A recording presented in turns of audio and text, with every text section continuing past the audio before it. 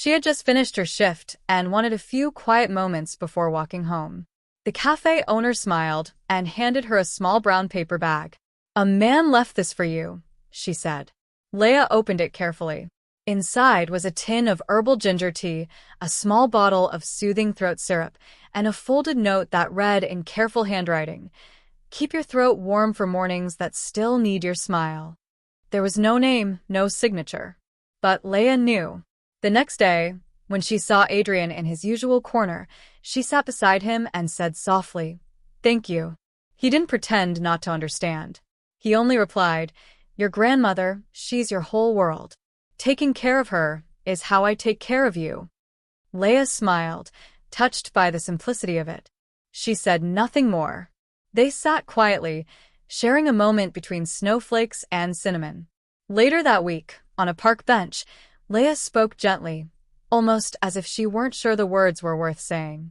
"I once wanted to study fashion design," she said. "I filled out applications more times than I can count." Adrian turned toward her, listening. "But I never sent them." "Why not?" he asked. She sighed softly. "The application fee could pay for 3 months of my grandmother's medicine. So I chose what mattered more." She glanced down at her gloves. "Dreams are beautiful, but life doesn't wait for you to finish dreaming before it sends the bills." Adrian said nothing. No advice, no offers, just quiet understanding. That night, Adrian sat in his dimly lit apartment. The fireplace flickered, casting shadows. In front of him were his laptop and a few of Leia's old sketchbooks, the ones she had once let him borrow.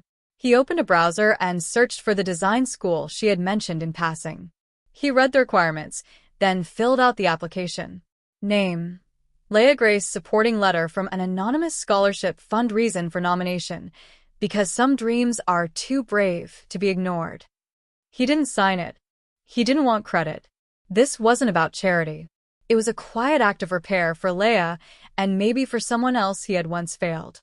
Days later, Leia was in the kitchen helping her grandmother with breakfast when she casually checked her phone. Then she froze. She stared at the screen, read the email once, twice, 3 times. She had been accepted into the very design program she had once only dreamed of.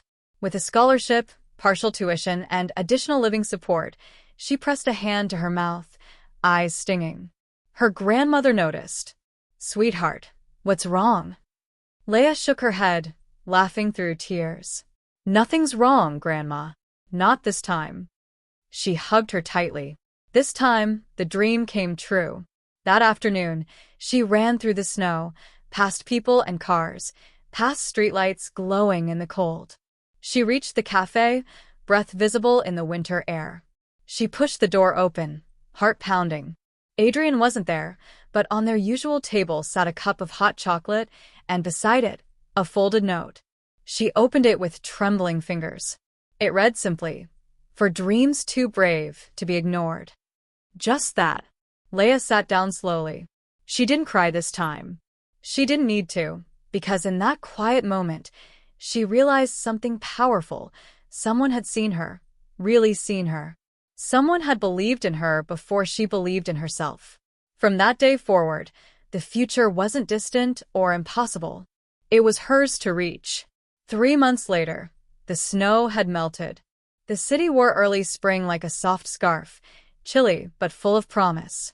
Inside a repurposed warehouse near the Arts District, string lights hung low across wooden beams, casting a warm golden glow over mismatched chairs and recycled tables. A small handmade banner read, "Student Exhibition on Dreams, Fabric, and Second Chances." Leia stood near the entrance, her blonde hair tied back in a neat low bun, cheeks flushed from nerves and excitement. She wore a simple black dress she had altered herself, with subtle embroidered stars along the collar. It was her first showcase, small, intimate, and held as part of her program's end-of-term presentation. The theme: transforming what was forgotten into something worth remembering. Each design told a story. A coat made from old curtains. A dress lined with patches from children's shirts. A jacket restored with handwriting printed onto the sleeves. Words from letters never sent. But one piece stood apart, centered on a small platform with gentle spotlights framing it. A green dress. It wasn't loud or extravagant, but it shimmered in its own quiet way. The fabric was pieced together from vintage scarves, faded bedsheets, even part of a hospital gown.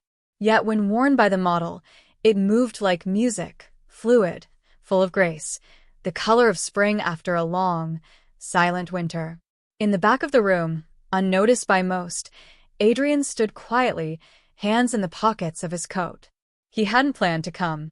He told himself it was just a student showcase, that she wouldn't notice whether he was there or not. But when the email invitation had arrived, sent to the anonymous scholarship donor account, he found himself unable to ignore it. Now he was here, watching her move from piece to piece, talking to guests, explaining textures and choices. Her eyes glowed, her voice steady and warm. Then the lights dimmed slightly. Leia stepped forward onto the makeshift stage with a small microphone. "I want to thank everyone who's come tonight," she began. "This isn't just about clothes. It's about memory, about healing, about learning to see beauty where the world told you there wasn't any." She paused. "I saved one dress for last, the green one." She walked toward it slowly, placing her hand gently on its skirt. "This is for someone I once met by accident. Someone who never said much, but who saw more than most. It's for anyone who's ever gotten lost inside themselves. For anyone who forgot how to dream, and for anyone who found their way back through someone else's eyes." She looked up. Her gaze moved across the crowd and then stopped across the room, just past the rows of lights and swaying shadows. Adrian stood still, quiet. Their eyes met. And in that moment, the world seemed to go still. She didn't smile. He didn't wave.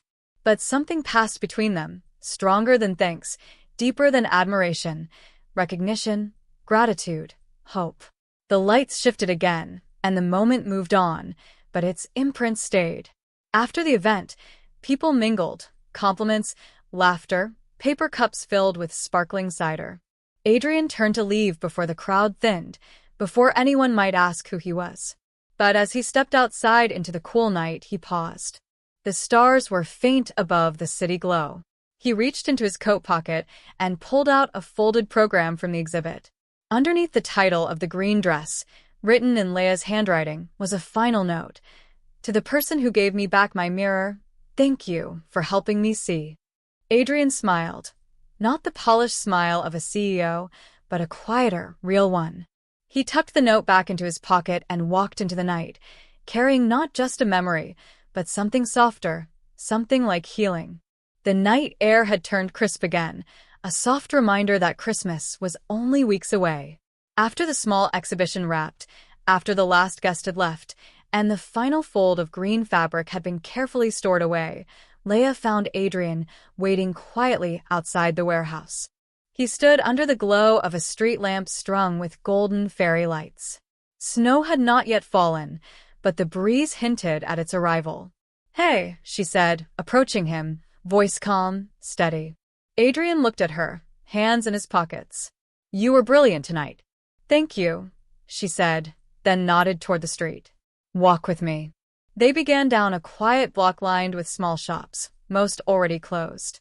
Above them, string lights crisscrossed from building to building, casting delicate patterns across the sidewalk.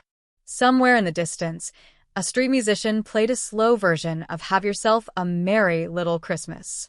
They walked in comfortable silence for a while, their footsteps in rhythm. Then Leia glanced at him and asked softly, "Why did you help me?" Adrian stopped walking. The question hung in the air like the first snowflake, not yet brave enough to fall. He looked ahead for a moment, then slowly turned to face her. "I didn't plan to," he said, voice low. "At least, not at first. But then I started seeing things in you that I forgot existed in the world. Kindness without agenda, courage without pride, hope that didn't ask for permission." Leia's gaze didn't waver. Adrian continued. "And then one night, you mentioned the application, the dream you buried because life demanded other things first. And I realized I couldn't let another dream disappear. Not again." She knew what he meant. He took a breath. "I was the one who sent in your application. I paid the fee, Wrote the letter under the name of a scholarship fund I created. He stopped, thinking of his brother. Silence fell between them. Then Leia stepped a little closer, her expression unreadable. Why didn't you tell me sooner? Adrian shook his head gently. Because I didn't want you to feel like you owed me, and maybe I was afraid you'd look at me differently. Leia didn't respond immediately. She looked up at the string of lights above them, golden halos suspended between the buildings. Then she asked softly, Adrian, have you ever forgiven yourself? He looked at her, startled. Not by the question, but by how gently it was asked. He didn't answer. His eyes drifted down to the cracks in the pavement, unnoticed by anyone. After a long moment, he said quietly, Not yet. Leia reached out, not to take his hand, but to touch his sleeve lightly, just enough to ground the moment. If you haven't, she said, her voice barely above a whisper, then let me do it for you. At least for now, until you're brave enough to do it yourself. The words fell between them like soft snow. Unexpected, quiet, but with weight. Adrian met her eyes, and for the first time, he didn't look away. He didn't shield himself with silence or deflect with logic. He simply let the moment in. I don't know how to be that brave yet, he admitted. Leia smiled. That's okay. I'll wait. They stood beneath the lights. The rest of the world blurred around them. No confessions, no grand gestures, just the soft beginning of something honest. For Adrian, who had spent a lifetime trying to outrun guilt, the simple offer of grace felt like the rarest gift. As they turned to walk again, Leia looked up at the twinkling lights and said playfully, You know, it's almost Christmas again. Adrian raised an eyebrow. Is that your way of asking for a gift? No, she said, grinning. It's my way of saying I'm glad you're not alone this time. He smiled. And this time, it reached his eyes. Snowflakes floated gently down, kissing the windows of the little Christmas cafe, just like they had 1 year ago. Inside, the place looked the same. Warm golden lights strung along wooden beams, a glowing faux fireplace near the back, and soft notes of Have Yourself a Merry Little Christmas playing from an old speaker. But tonight, something had changed. The air felt charged with quiet magic and renewal. The door chimed softly. Adrian Wolfe stepped inside. His long dark coat carried dustings of snow. As he removed it, revealing a charcoal sweater and wool scarf, there was an ease in his posture that hadn't been there the year before. He glanced around, not searching but remembering, until his eyes settled on the corner table. He stopped. There, seated at the very table where he had once sat beside an empty chair, was someone waiting, Leia Grace. She sat where he once did, golden hair curling gently around her shoulders, loose and natural. She wore a hand-knitted forest green sweater, slightly uneven at the seams, but beautiful. Beside her sat the familiar canvas tote, now stitched with a new logo, Dreams in Thread. She was reading a simple paperback, worn at the edges, with a mug of hot chocolate steaming beside her. Adrian smiled and walked over. Leia looked up. When she saw him, her face lit, not in surprise, but in certainty. He sat down across from her without needing to ask. Been waiting long? He asked, soft grin in place. About a year, she replied, smiling. They both laughed, warm and easy. In the months between, their lives had transformed, but how they looked at each other now told a deeper story than words ever could. Leia was now a full-time fashion design student, studying on a scholarship funded anonymously, though both knew who stood behind it. Outside class, she ran sewing workshops for children from low-income neighborhoods. Her project, Dreams and Thread, wasn't just about making clothes. It was about giving kids belief in themselves. Adrian had stepped away from his tech empire. Quietly, no press, no drama. He handed the reins to his team and created the Canvas Project, a foundation offering resources to young artists, musicians, and designers. It was work his brother might have needed, might have thrived in. Leia had once questioned his decision. You built something amazing, she'd told him. I did, he replied. But now I want to build something honest. And now here they were again. No pretense, no scripts, just two people who had stitched something new out of something broken. A waitress approached, smiling. Would you like anything else? Leia looked at Adrian, then turned to the waitress. Yes, she said gently. 2 hot chocolates. This seat's no longer just for the rich. The words landed softly, echoing the night they met, but now they carried no sadness, only quiet joy. After the waitress left, Adrian reached into his coat pocket. He pulled out a small box wrapped in handmade paper, tied with silver thread. A simple card was attached. He didn't hand it to her. He placed it gently between them. Leia picked it up and read the note. For the girl who taught me how to stitch life back together, one thread at a time. She held the box but didn't open it. Instead, she reached forward and gently rested her hand on his. They didn't speak. They didn't need to. Outside, Silent Night began to play as snow thickened beyond the windows. Inside, 2 mugs of cocoa steamed. 2 hands rested together across a table once marked by silence and distance, now filled with something whole. From the street, passers-by might glance into the softly glowing cafe and see them there. Just a man and a woman. Just warmth in winter. Just a quiet Christmas miracle.